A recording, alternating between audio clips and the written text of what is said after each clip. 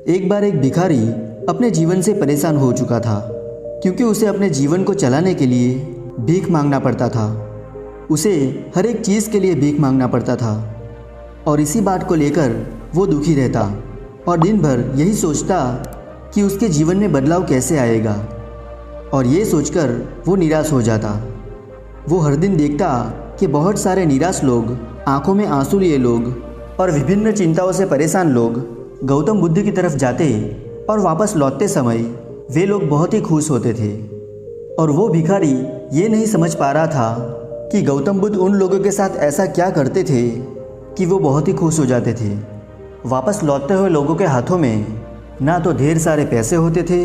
और ना ही सोने चांदी। तो फिर ऐसा क्या होता था कि लोग बुद्ध के पास वापस लौटते समय इतना खुश हो जाते थे। और ये सब सोचकर वो भिखारी निर्णय लेता है कि वो भी महात्मा बुद्ध के पास जाएगा और देखेगा कि वहाँ पर ऐसा क्या हो रहा है कि दुखी लोग उनके पास जाकर इतने खुश हो जाते हैं। फिर वो गौतम बुद्ध से मिलने के लिए उनके पास चल पड़ा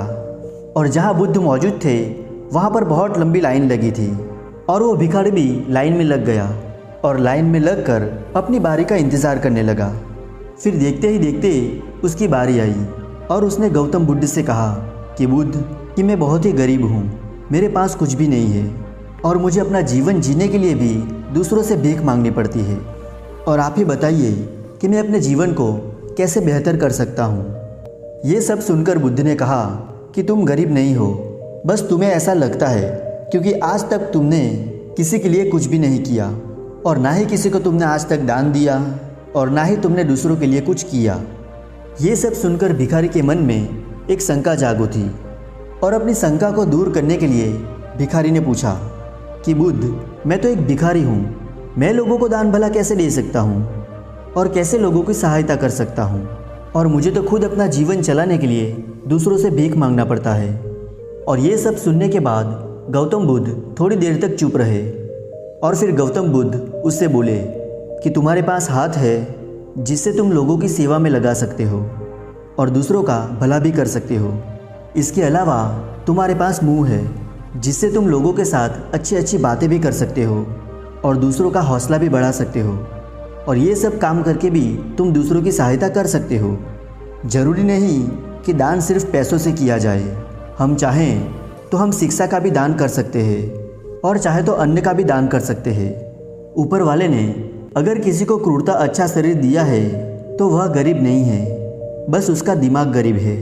और उसे इस विचार से हटकर दूसरों की सेवा में लगना चाहिए। फिर गौतम बुद्ध की ये सब बातें सुनने के बाद वो भिखारी बहुत ही ज़्यादा खुश हो गया और अब उसका मन संतुष्ट था। फिर उसने वहीं पर बुद्ध के सामने निर्णय लिया और वो आज के बाद भीख मांगना छोड़ देगा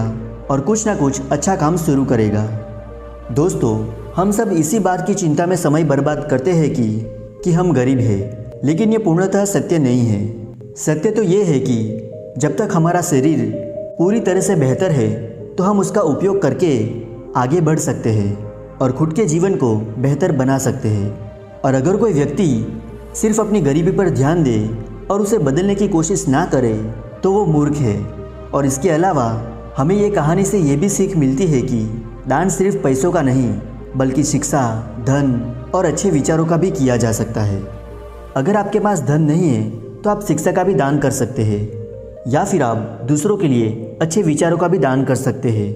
और इन सभी दानों से अंततः हमारे समाज की भलाई ही होती है और हमारा समाज आगे ही बढ़ता है।